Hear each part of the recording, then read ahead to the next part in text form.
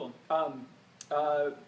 Hi, my name's my name's Dr. Matt Lamanna, and I'm here in the big bone room at Carnegie Museum of Natural History, where I work.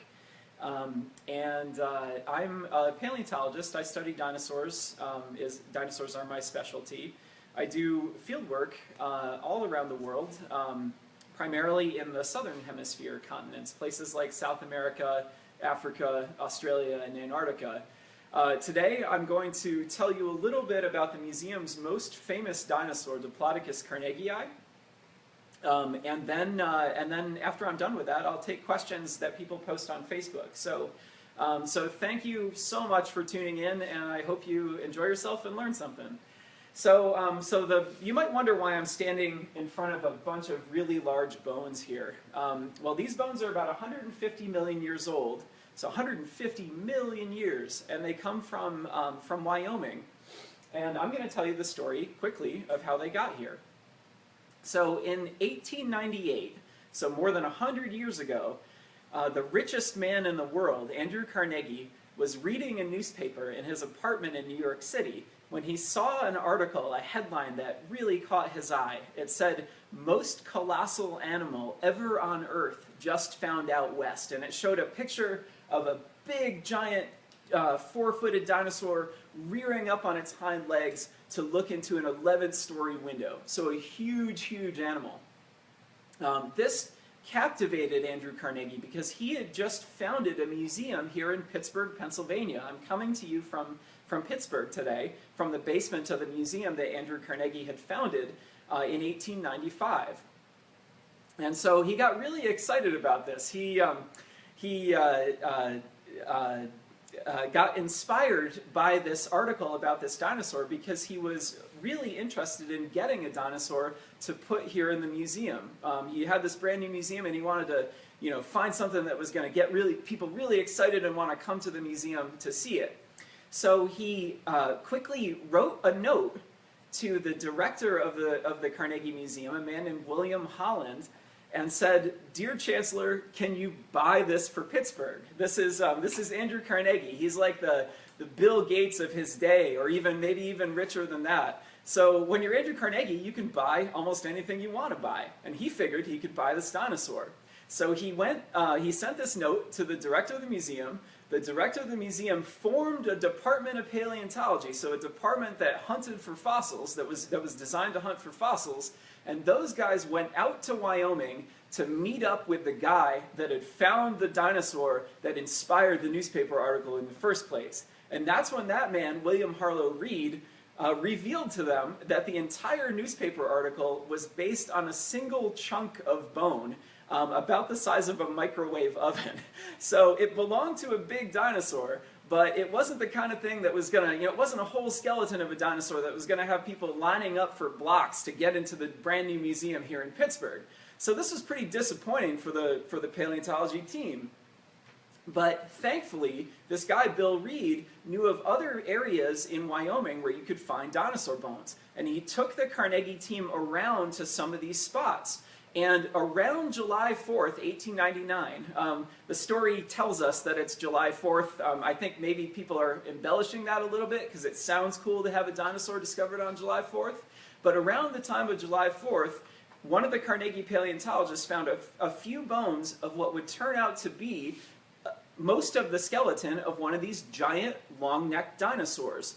Every single giant long-necked dinosaur that you've ever seen. So think of something like that looks like a brontosaurus to you. So with a small head, a long neck, 4 big giant limbs, a long tail, and a huge body. Those are all called sauropod dinosaurs. And so what this turned out to be was most of the skeleton of one of these giant sauropods. So they collected all the bones of that skeleton that they could find. This is way back in 1899. They went back the next year to the same spot in southeastern Wyoming, and better yet, they found a second skeleton of this dinosaur lying next to the first one. So they had not one, but 2 skeletons of a giant long-necked dinosaur. So they shipped all the bones back here to Pittsburgh, and over the course of a couple of years, the paleontologists here cleaned the rock off the bones and studied the fossils and determined that they had a brand new species of dinosaur. And because Andrew Carnegie financed the expedition, we paleontologists like to thank the people that support our research. And so because Andrew Carnegie financed this expedition, he provided the money for this expedition, they named the new dinosaur Diplodocus carnegii. And it would have looked something like this in life. Hopefully you guys can see this. I'll hold it up to the camera. This is an illustration of what Diplodocus carnegii would have looked like in life. So, you know, big long-necked dinosaur with a long neck and a long tail. So our museum took all the bones that they could find of Diplodocus, all the bones from the first skeleton in 1899 and many bones from the second skeleton found the next year, and turned them into a mounted skeleton. So if you guys come here to Pittsburgh, if you've ever been to the Carnegie Museum or you ever come here, you'll see the whole mounted skeleton, the real bones of Diplodocus carnegii. But you might wonder, how did the paleontologists know the second skeleton that they found in 1900 was the same kind of dinosaur? Well, it turned out a lot of the bones overlapped. So they had, say, 2 shoulder bones from the right side, or 2 of the 10th bone in the neck, something like this. But rather than give the mounted skeleton 2 right shoulders, or, you know, 2 left thigh bones, or whatever it might be, they took all the bones from the first skeleton, put that in the mounted skeleton, they used the second skeleton to fill in the gaps, but then the extra bones are kept down here in the basement. So what I'm standing in front of are dinosaur bones that are 150 million years old. They belong to the second skeleton of Diplodocus carnegii that was found way back in 1900. So not only are these things 150 million years old and they belong to a giant long-necked dinosaur, they also were discovered 117 years ago, so a really, really long time ago. This dinosaur became super famous not long after it was discovered. Andrew Carnegie was hosting a visitor in his castle in Scotland, because Carnegie was a pretty rich guy. He owned a castle in addition to property here in the US. And he was hosting the King of England in his castle in Scotland. The king saw a picture of Diplodocus carnegii on the wall and asked Andrew Carnegie if he could have, you know, the same kind of dinosaur for England. Now, thankfully, Andrew Carnegie didn't say, yeah, sure, King, no problem. He asked William Holland, the director of the Carnegie Museum, what could be done. And William Holland said, let's make the king a copy of Diplodocus. So they made copies of all the bones of this giant dinosaur, this 85-foot long, probably 15-ton dinosaur, made copies of every single bone in the skeleton, sent them over to England, and then assembled those into a mounted skeleton as well back in 1905. And this caused an absolute sensation. We have pictures from that day that have people shoulder to shoulder lined up to see this new giant dinosaur in the British Museum of Natural History in London. Soon, other governments got really excited about Diplodocus, and they started asking Andrew Carnegie for copies of Diplodocus for their own museums. So within about 15 years of the discovery of Diplodocus, there were copies of Diplodocus in London, Berlin, Paris, Madrid, Bologna, Vienna, St. Petersburg in Russia, La Plata in Argentina, and I think I'm missing one. It's hard to remember them all, but there were lots and lots and lots of copies of this dinosaur. So when you think about it, most of those copies of Diplodocus are still on display at those big museums in Europe and Latin America to this day. And so when you think about it, when you think about all the people that have come to those museums and seen the copies of Diplodocus, and all the people that have come here to Pittsburgh to see the original, this dinosaur may be the most visible dinosaur, the most seen dinosaur in the history of the world. So that's the story of Diplodocus carnegii. I'm happy to take questions about Diplodocus. I'm happy to take any questions people have about dinosaurs. And before I do, really quickly, I just want to do a few shout-outs to people who are watching. First and foremost, I want to send a shout-out to Mrs. Oberdorf's 3rd grade class in Seneca Falls, New York, and especially my niece, Julia Lamanna. Hey, Jules. How's it going? Also to Kathy Kroll's pre-K class here in Pittsburgh. And especially to my grandparents who are watching in Oneonta, New York, thanks to my friend, thanks to Julie Licata. So thank you all for tuning in. I hope you've enjoyed yourselves. My grandparents were a huge inspiration to me when I was a kid, so it's nice that they can see this. And we actually got a question also from Mrs. Upton's fourth graders in Ohio. The question is, Dr. Lamanna, have you ever broken a fossil? And if so, what did I do about it? And if not, what would I do? The answer is yes, sadly, I have broken fossils before. All of us paleontologists, when we're digging up dinosaurs or whatever it might be, there's a simple rule that we follow, and that's that the fossil isn't going to come out of the ground in exactly the same way it came in. So we're very, very careful when we're digging, but we almost always do, break fossils a little tiny bit or once in a while. But thankfully, as my fossil preparator, Dan Pickering, says, Dan's the guy that sort of cleans the rock off the bones and puts them back together, things like that. Dan always says, we believe in evolution and glue. And glue helps us put back these bones when we break them. So thank you for that question from Mrs. Upton's class, and I'm happy to take any others that may have come in. Okay, we've got a question from Maria Palmer's class that asks, what is my favorite fossil? My favorite fossil is usually whatever one I'm working on at the time. So I've had the good fortune to work with a lot of really great people around the world, and those expeditions that we've worked on together have found lots and lots of new fossils, including new species of dinosaurs and other kinds of animals. So whatever one I'm working on at the time is kind of my favorite.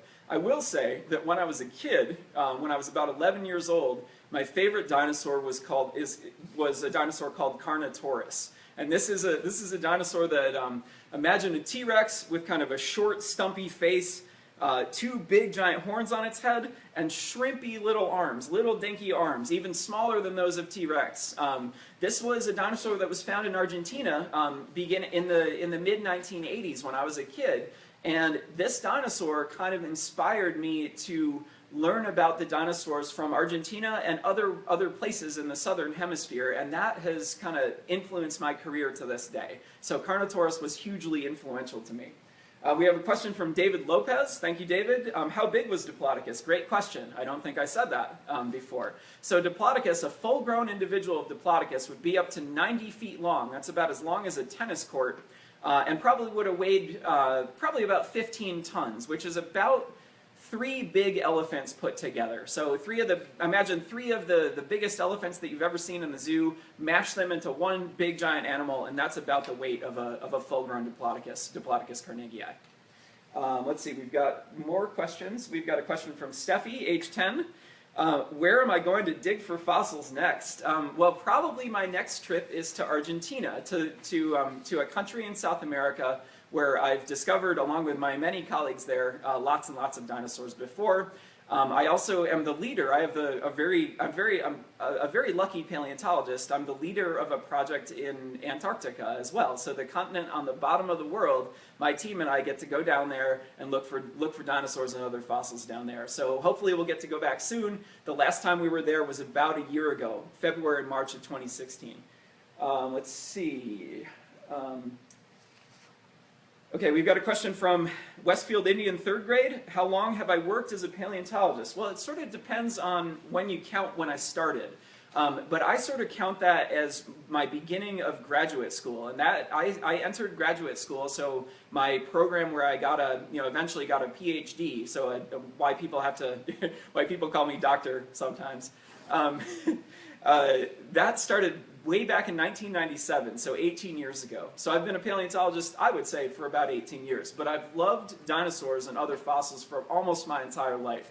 My mom tells me that when I was 4 years old, I told her I wanted to be a paleontologist. And to be totally honest with you, I've never really thought about being anything else. So I'm one of these kids that got to live their childhood dream. And so to all the kids that are watching out there, if you have a dream, if I can do it, then you can too. So if you love paleontology or you love astronomy or whatever is your passion, follow your passion, because you can be what you can achieve your dreams. Let's see. We had a question from Maria Ramey, it looks like. Can I pick up a smaller fossil and tell me about it? Sure, I'll try. Not as strong as I used to be, but I'll give it a shot.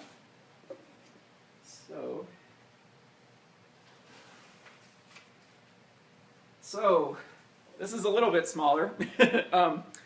This is one of the, and hopefully you guys can see this a little bit better.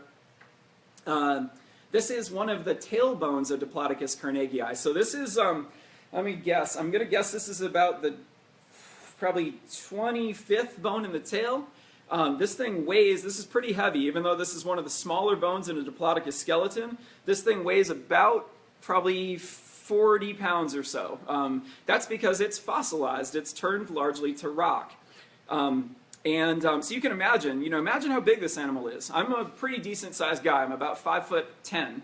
And I'm holding up this bone for you guys. It's about 40 pounds right now, and it would have been one of the smallest bones in the Diplodocus skeleton. So, it gives you kind of an idea as to just how huge these animals are. And if we have time, I'll go get some smaller fossils, but I'd have to go off camera to do that. So I'm choosing this one for now. And now I'm going to put it down because it's heavy.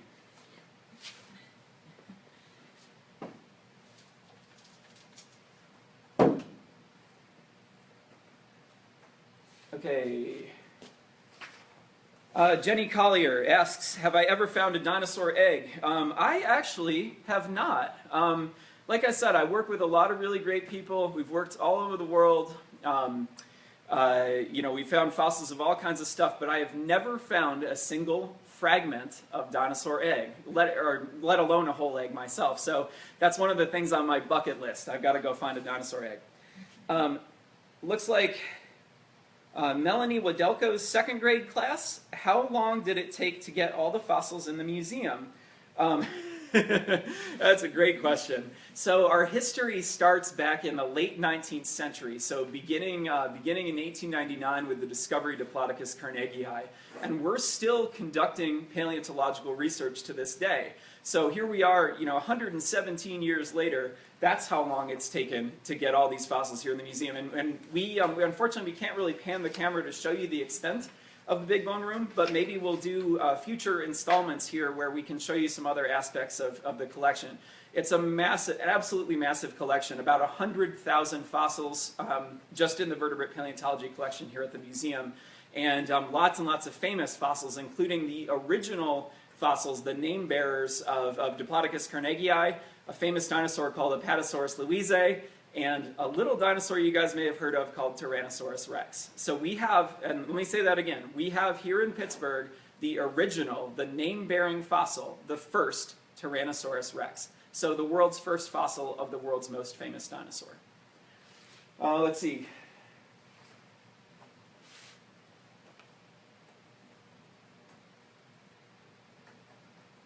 Okay, all right. So we got a question from 5th grade Divine, it looks like.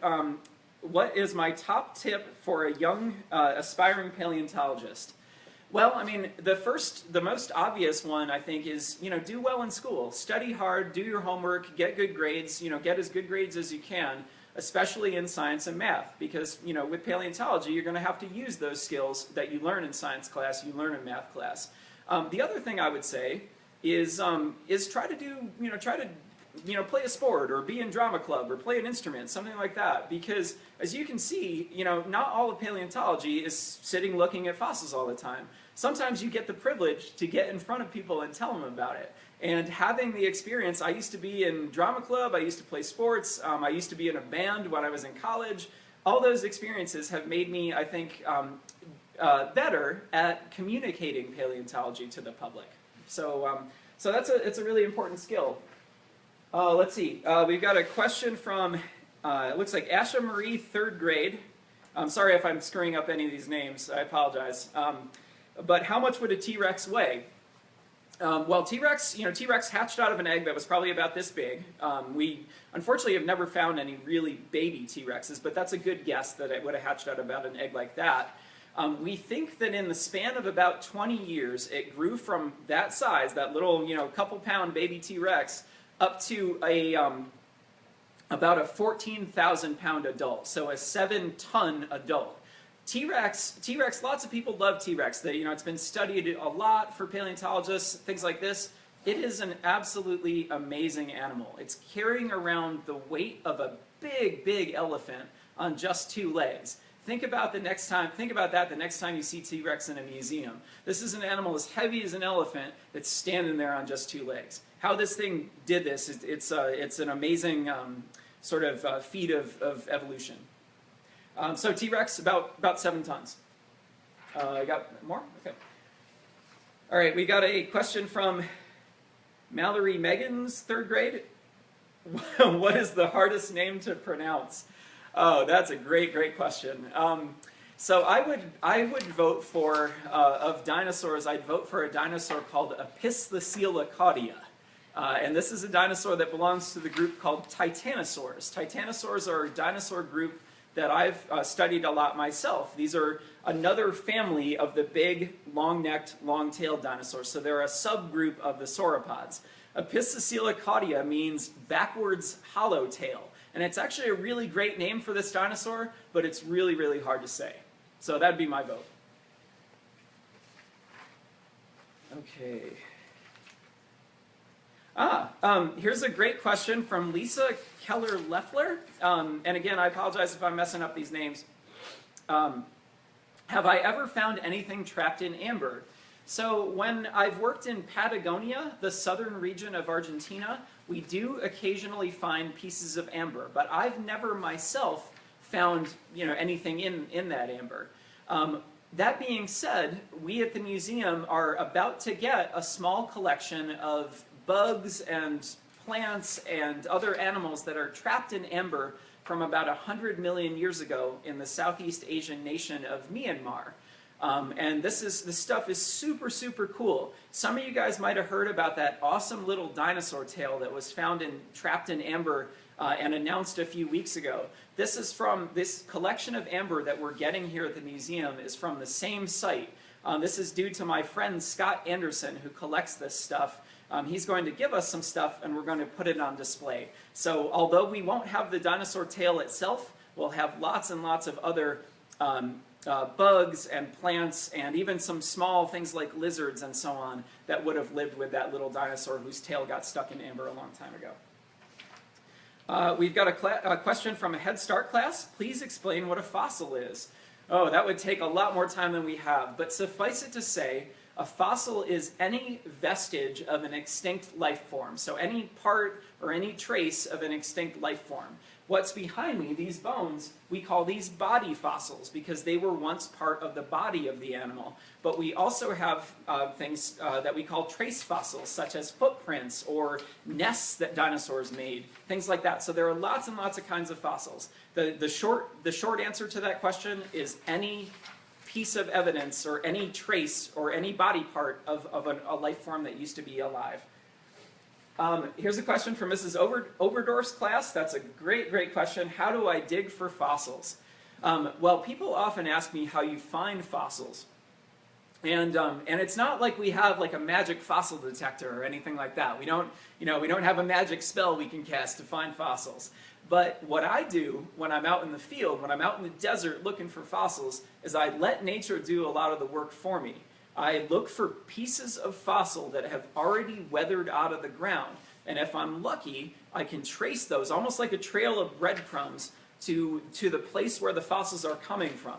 And if I can find the rock layer from where the fossils are coming out of, I can dig into that rock layer, and sometimes, if I'm lucky, I'll find more of, like, say, the bone that was weathering out of the ground.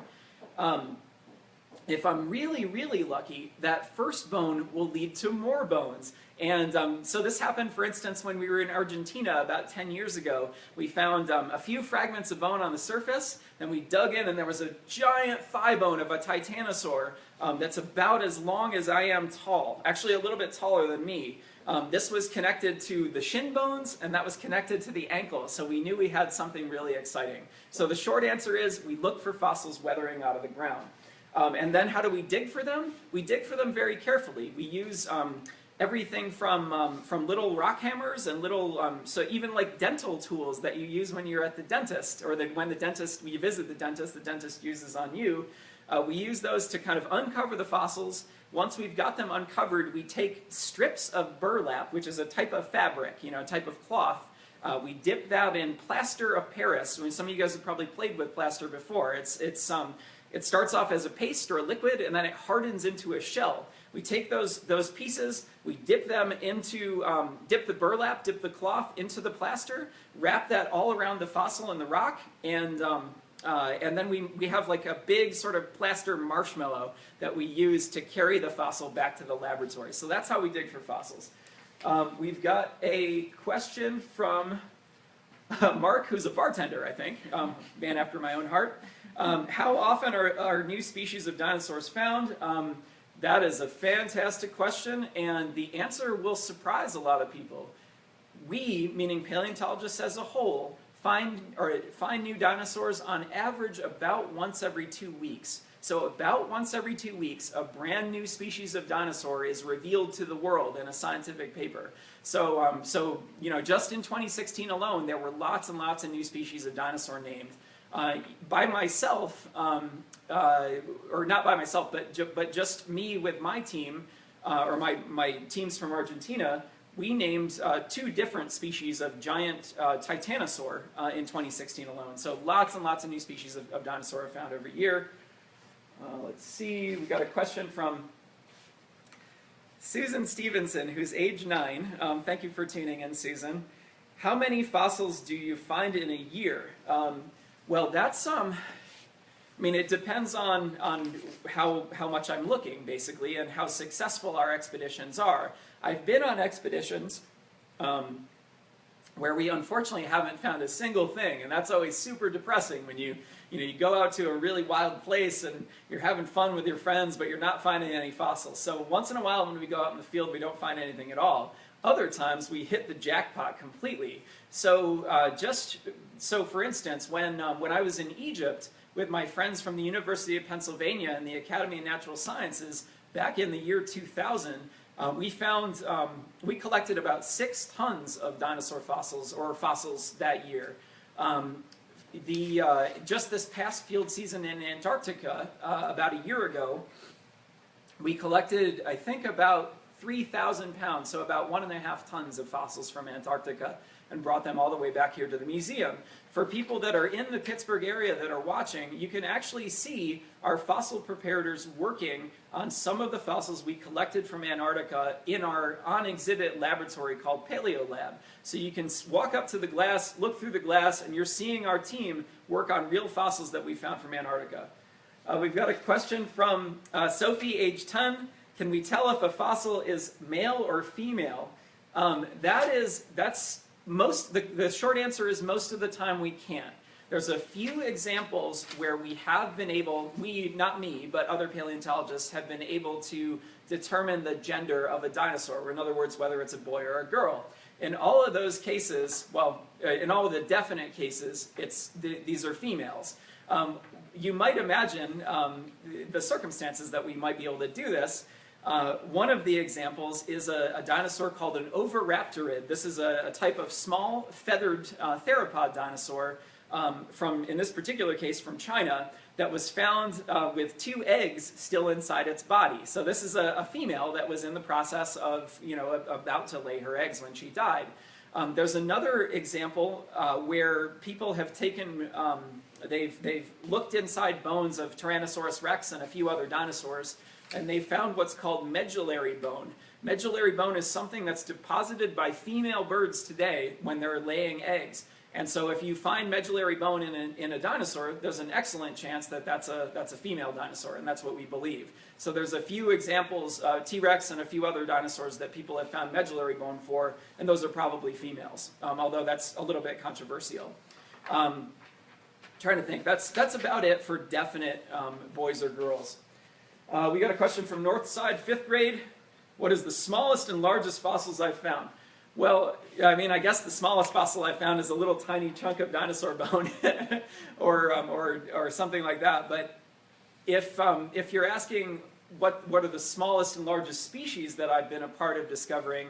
Again, I should clarify that I'm but one of many paleontologists. We work in these big teams, and these are big collaborative efforts. But when I was in China in 2004, our team there found fossils of little tiny birds. We have little legs and arms of birds that would have been able to fit on my hand. And incidentally, you might wonder, a few of you guys might be wondering, why is this dinosaur paleontologist talking about fossil birds? Well, birds, we believe, came from dinosaurs. And so when I'm looking for fossil birds, I'm really looking for dinosaur descendants. So in China, we were lucky enough to find lots and lots of fossil birds, and some of the ones we found would literally fit in the palm of my hand, the size of a sparrow that you'd see on the sidewalk, something like that.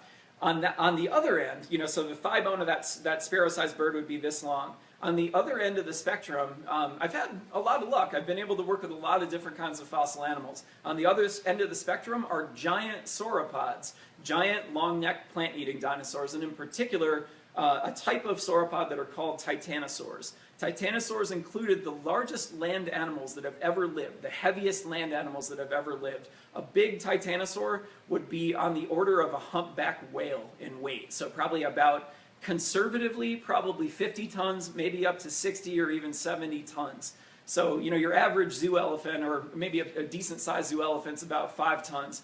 Imagine 12 of those put together, that's a 60-ton titanosaur. Huge animal. We found, in Argentina, we found giant titanosaurs. In Egypt, we found them. A dinosaur we named recently called Notocolossus has a humerus bone. Just the upper arm bone of this dinosaur is almost as tall as I am. It's 5'9". So so lots and lots of things, from tiny little birds to dinosaurs that would have weighed as much as 10 to 12 elephants. Anybody else? Okay, we got a question from Wyatt in kindergarten. Wants to know if I ever found a Spinosaurus. Oh, fantastic question. So when I was in graduate school, our teams went to Egypt, and one of the reasons we went there is we wanted to find more fossils of Spinosaurus. You might know that Spinosaurus is a famous dinosaur for a lot of reasons, but one of the reasons is that back around 100 years ago, a paleontologist went to Egypt, found bones of Spinosaurus, took them back to his museum, and they were all destroyed during World War II. So we wanted to go back there and find more of Spinosaurus.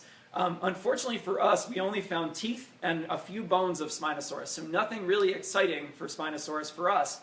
But on that same expedition, we found the first fossils ever found of a brand new species of giant dinosaur that we called Paralititan stromeri.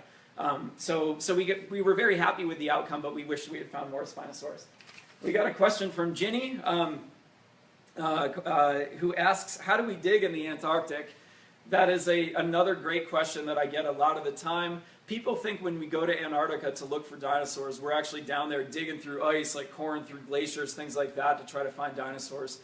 In reality, we go to the 1%, or part of the 1% of Antarctica that's not covered year-round with permanent ice. So 99% of the continent of Antarctica is covered in ice year-round. And we go to a place on the Antarctic Peninsula, the little prong of Antarctica that sticks up towards South America, to look for fossils there, because in the summertime, sometimes there's no snow on the ground. You can see the rocks.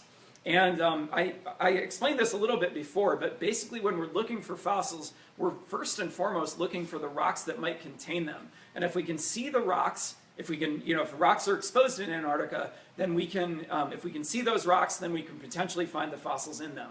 So fieldwork in Antarctica is actually quite similar to fieldwork elsewhere, places like Argentina, Wyoming, Utah, wherever. You're walking around with your eyes on the ground, looking for fossils that have weathered out of the ground, and if you are fortunate enough, you find them, and sometimes you can find where they're coming out of, and that's when you get really, really good stuff. Okay. Okay, I'm going to take one more question. I think you guys can hear my voice is starting to go, unfortunately, so sorry about that. But this is a question from Lyric from kindergarten, wants to know why dinosaurs are so big. So I guess the first thing I would say is that not all dinosaurs are huge. In fact, many dinosaurs were, the size of, animals that would be more familiar to us today. Like, there were cat-sized dinosaurs and chicken-sized dinosaurs and elephant-sized dinosaurs and things like that. But the answer to the question, why did some dinosaurs get to be huge? Dinosaurs include the largest land animals that have ever lived. Why did they get to be so huge? Unfortunately, I don't have a great answer for that. That's something that people are working on very actively, trying to determine how these truly gigantic dinosaurs, these long-necked, long-tailed sauropods, got to be weights of 50, 60, 70 tons.